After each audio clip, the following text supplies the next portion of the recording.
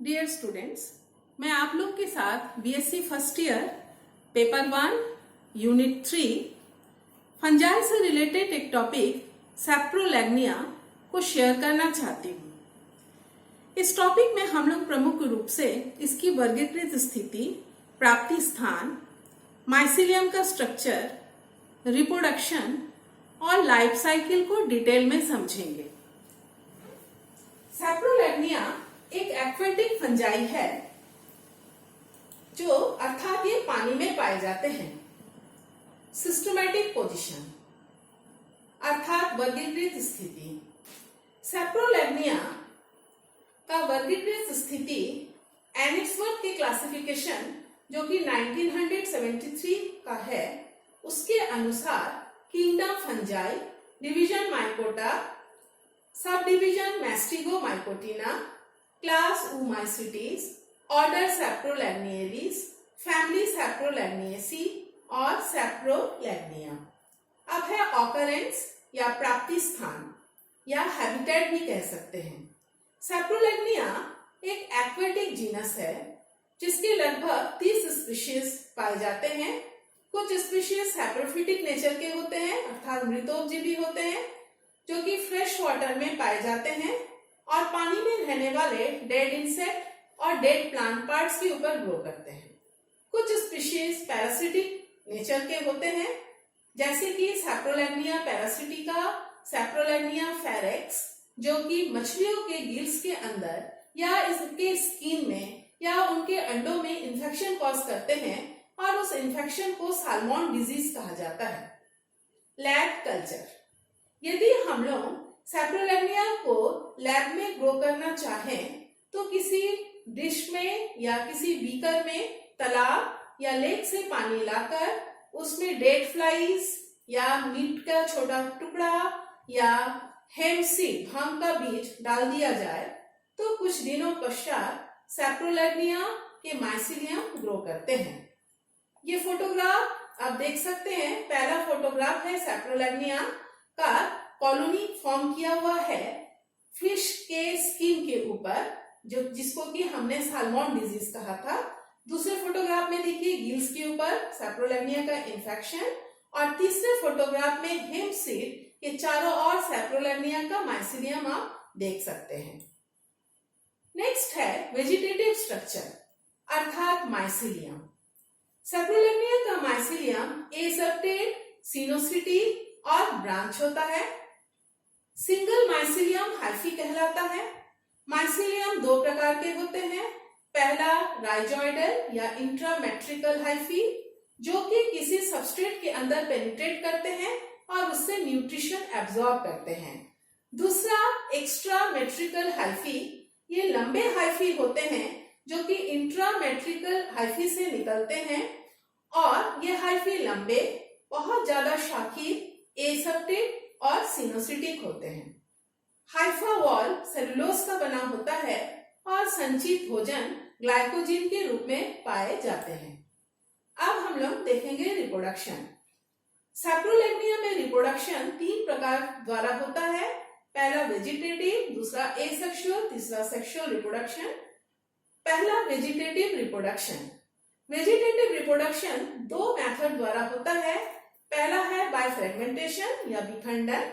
Favourable condition में यदि सैप्रोलैग्निया का हाइफी छोटे छोटे खंड में डिवाइड हो जाए तो प्रत्येक खंड किसी सबस्ट्रेट के ऊपर ग्रो कर जाते हैं और नया माइसीलियम बना लेते हैं।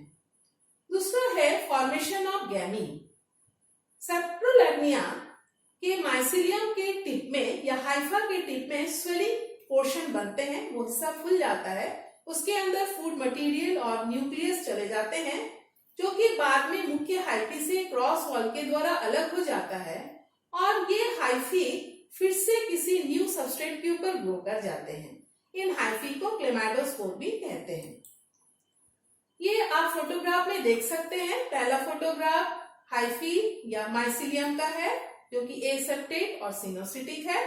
दूसरे फोटोग्राफ में नीचे देखिए ये 2 गैमी दिखाई दे रहे हैं। नेक्स्ट है asexual reproduction. Asexual reproduction zoospore के द्वारा होता है और ये फेवरेबल कंडीशन अर्थात जब इसको उचित तापमान और उचित पानी मिले तो ये जूस पोर फॉर्मेशन करते हैं। हाइफी के टिप में स्वेलिंग बनता है जो कि ट्यूबुलर और सिलिंड्रिकल शेप के हो जाते हैं, जिसका नीचे का हिस्सा जूस पोरेंजियोफोर कहलाता है और ऊपर का हिस्सा जूस पोरेंजियम कहलाते हैं। जूस पोरेंजियम के अंदर प्रोटोप्लास्ट और न्यूक्लियस जो कि मल्टी न्यूक्लिएटेड है पहुंचते हैं। जब बहुत ज्यादा संख्या में पहुंचते हैं तो बाकी पोर्शन से क्रॉस वॉल के द्वारा अलग हो जाते हैं और ये इसके अंदर जो साइटोप्लाज्मिक कंटेंट होते हैं जो बाद में जूस पोर में कन्वर्ट हो जाते हैं और इस सिलिंड्रिकल एंड के ऊपर एक छोटा सा पोर बनता है जिसे ऑस्टियोल कहते हैं। उसी के थ्रू ये जूस पोर बाहर पानी में लिबरेट कर जाते हैं। ये जूस पोर प्राइमरी जूस पोर कहलाता है। ये पियर शेप या नाशपाती के आकार के होते हैं। इनमें दो फ्लैजिला होता है, एक छोटा और एक बड़ा फ्लैजिला।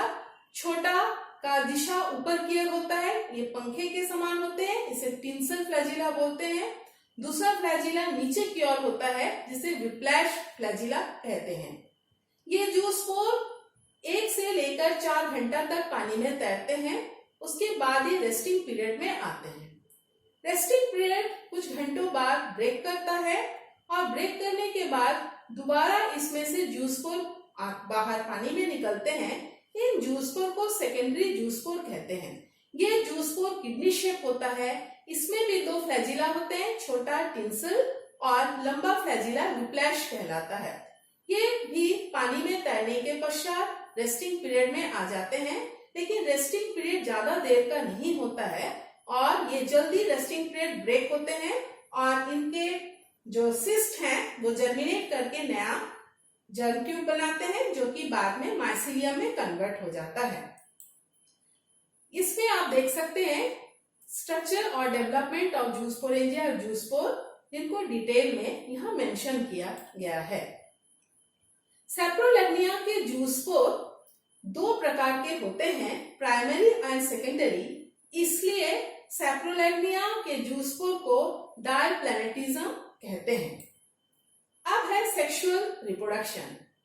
सैप्रोलैग्निया में सेक्सुअल रिप्रोडक्शन ऊगैमस टाइप का होता है बाय गैमेटेंजियल कॉन्टैक्ट, अर्थात इसमें मेल रिप्रोडक्टिव ऑर्गन एंथ्रीडियम कहलाता है, फीमेल रिप्रोडक्टिव ऑर्गन ऊगोनियम कहलाता है। ये सैप्रोलैग्निया के सोमेटिक हाइफी में फॉर्म करते हैं। सैप्रोलैग्निया के स्पीशीज मोनोशियस या डायोशियस होते हैं। मोनोशियस अर्थात एक ही माइसीलियम में जब एंथ्रीडियम और ऊगोनियम फॉर्मेशन करे। डायोशियस अर्थात अलग अलग माइसीलियम में इनके एंथ्रीडियम और ऊगोनियम का फॉर्मेशन होता है। यहाँ आप देख सकते हैं इस फोटोग्राफ में ये सैप्रोलैग्निया का डेवलपमेंट, जो ऊगोनियम और एंथ्रीडियम का डेवलपमेंट को शो किया गया है। इसमें एक ही हाइफी में एंथ्रीडियम और ऊगोनियम मेंशन किया गया, अर्थात ये मोनोशियस है। जिस भी हाइफी में ये डेवलप करते हैं उनमें हम लोग पहला पढ़ते हैं ऊगोनियम का डेवलपमेंट। ऊगोनियम का डेवलपमेंट या तो हाइफी के टिप में होता है जिसको टर्मिनल बोलते हैं, और हाइफी के मध्य हो उसको इंटरकैलरी कहते हैं। आप सेकेंड डायग्राम में देख सकते हैं, इंटरकैलरी बहुत क्लियर दिखाई देता है। ऊगोनियम आकार में गोल होते हैं।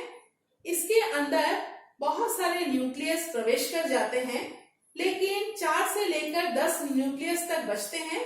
बाकी न्यूक्लियस नष्ट हो जाते हैं और बाद में इन न्यूक्लियस को ऊस्फेयर या एग सेल कहते हैं। सेकेंड, एंथ्रीडियम का फॉर्मेशन। एंथ्रीडियम का आकार सिलिंड्रिकल शेप का होता है।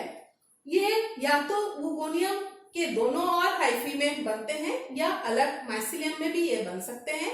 ये सिलिंड्रिकल शेप के होते हैं और ये एंथ्रीडियम जब इनमें भी बहुत सारे न्यूक्लियस होते हैं और बाद में उन न्यूक्लियस में से ज्यादातर न्यूक्लियस नष्ट हो जाते हैं और कभी कभी इनके एंथ्रीडियम ऊगोनियम को चारों ओर से कई एंथ्रीडियम घेर लेते हैं। आप इनमें कंटेंट में पढ़ सकते हैं। पहला structure and development of oogonium, जिसको अभी मैंने मेंशन किया हुआ है। उसके बाद है structure and development of antheridium. Antheridium जैसा कि मैंने पहले कहा कि एंथीडियम अपने आकार के आधार पर या ऊगोनियम के पोजीशन के आधार पर यदि एंथीडियम ऊगोनियम के इमीडिएटली नीचे रहे तो उसको मोनोक्लाइनस कहते हैं, और अलग हाइफी में दिखे उसको डाइक्लाइनस भी कहते हैं। अब है फर्टिलाइजेशन और फॉर्मेशन ऑफ न्यू माइसिलियम। एंथीडिया जब मैच्योर हो जाता है उसमें से फर्टिलाइजेशन ट्यूब का फॉर्मेशन होता है। वो फर्टिलाइजेशन ट्यूब जब ऊगोनियम के वॉल को पेनिट्रेट करता है तो उसमें से मेल न्यूक्लियस ऊगोनियम के एक सेल से फ्यूज हो जाता है, और तब उस एक सेल को फर्टिलाइज एक सेल को oosphere कहते हैं या जाइगोट कहते हैं। जाइगोट जर्मिनेट करते हैं, जब उसको उचित स्थिति मिलती है तब वो जाइगोट जर्मिनेट करते हैं, लेकिन जाइगोट सामान्यतः 2 से लेकर 5 महीने तक इनएक्टिव कंडीशन में रहते हैं। बाद में जब उसको फेवरेबल कंडीशन मिलता है तो न्यू सबस्ट्रेट के ऊपर ग्रो कर जाते हैं, पानी को एब्जॉर्ब करते हैं, फूल जाते हैं, और बाद में इनमें से प्रोटोप्लाज्मिक कंटेंट ग्रो करके एक ट्यूबुलर आउटग्रोथ का फॉर्मेशन करता है जिसे जर्म ट्यूब कहते हैं, और वही जर्म ट्यूब न्यू माइसिलियम का फॉर्मेशन करता है।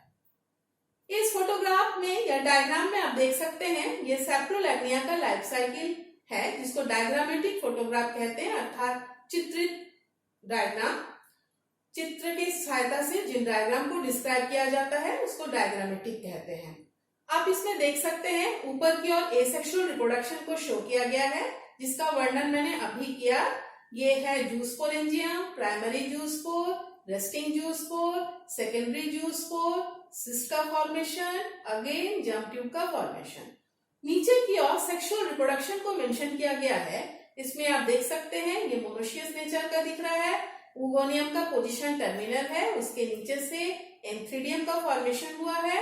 आप देख सकते हैं इस डायग्राम में ये फर्टिलाइजेशन दिख रहा है जिसमें एंथीडियम ऊगोनियम के सहायता से फर्टिलाइजेशन ट्यूब के सहायता से अटैच है। नेक्स्ट डायग्राम में आप देख सकते हैं आफ्टर फर्टिलाइजेशन, जिसको आफ्टर फर्टिलाइजेशन जाइगोट का फॉर्मेशन किया हुआ है, इसको oospore भी कहते हैं, और उचित स्थिति में फेवरेबल कंडीशन में ये जर्मिनेट करते हैं। या तो ये सीधे जर्मिनेट करके माइसिलियम बना लेते हैं या ये जर्मिनेट करके पहले ट्यूब बनाएंगे, फर्टिलाइजेशन ट्यूब, उसे जर्मिनेट करके ये ट्यूबुलर ग्रोथ बनाते हैं और ये इनमें से जूस को बाहर लिबरेट करते हैं। फिर कुछ दिन पश्चात जूस को रेस्टिंग पीरियड में आ जाता है और पुनः नया माइसिलियम बना लेते हैं। नेक्स्ट डायग्राम आप देख सकते हैं ये सैप्रोलैग्निया का ग्राफिक लाइफ साइकिल है। कुछ वैज्ञानिकों के अनुसार या कुछ माइकोलॉजिस्ट के अनुसार सैप्रोलैग्निया का लाइफ साइकिल हैप्लॉन्टिक टाइप का होता है, अर्थात सैप्रोलैग्निया हेप्लॉइड नेचर के होते हैं। इसके माइसिलियम हेप्लॉइड नेचर का होता है, इसलिए इसके जूस को इनमें एंथीडियम, ऊगोनियम, एक सेल, मेल न्यूक्लियस सभी हेप्लॉइड नेचर के होते हैं। बाद में जब एक सेल और मेल न्यूक्लियर फर्टिलाइज करते हैं तभी वो डिप्लॉइड होते हैं। डिप्लॉइड स्टेज ब्रेक करता है जिसको मियोसिस बोलते हैं। पुनः जब ये जर्म ट्यूब बनाता है तो हेप्लॉइड हो जाता है। लेकिन एलेक्सोपोलस और मीम्स 1979 में कहा है कि सैप्रोलैग्निया का नेचर डिप्लॉइड होता है, अर्थात इसके माइसिलियम डिप्लॉइड नेचर के होते हैं, इसलिए इनमें जूस्पोर भी डिप्लॉइड नेचर का होता है। इनमें एंथीडियम और ऊगोनियम भी डिप्लॉइड होते हैं, लेकिन बाद में गैमेटेंजियल मियोसिस के द्वारा एंथीडियम और ऊगोनियम के न्यूक्लियस हेप्लॉइड हो जाते हैं। बाद में ये प्लाज्मोगैमी के द्वारा डिप्लॉइड होते हैं, अर्थात इनके कैरियोगैमी, जिसको प्लाज्मोगैमी कहलाता प्रोटोप्लाज्म का फ्यूजन, कैरियोगैमी कहलाता न्यूक्लियस का फ्यूजन। ये फ्यूज करके फिर से ये डिप्लॉइड स्ट्रक्चर जिसको जाइगोट और oospore बोलते हैं, और फिर से ये जर्मिनेट होके या तो जर्म ट्यूब बनाता है या जर्मिनेट करके पहले जूस्पोरेंजियम बनाएगा, उसमें से जूस को लिबरेट करेगा और फिर से नया माइसिलियम फॉर्म करेगा। इस तरह से आप सभी ने देखा कि किस प्रकार सैप्रोलैग्निया एक एक्वेटिक फंजाई है, पानी में रहने वाले फिशेस के ऊपर या डेड ऑर्गेनिज्म के ऊपर ग्रो करते हैं, और आपने देखा इसमें रिप्रोडक्शन 3 मेथड द्वारा होता है, वेजिटेटिव, एसेक्सुअल, सेक्सुअल। कुछ वैज्ञानिकों के आधार पर इनका लाइफ साइकिल हैप्लॉन्टिक प्रकार का होता है। एलेक्सोपोलिस और मीम्स के अनुसार इसका लाइफ साइकिल डिप्लॉन्टिक प्रकार का होता है। आशा है ये लेक्चर आपको समझ में आया होगा। Thank you.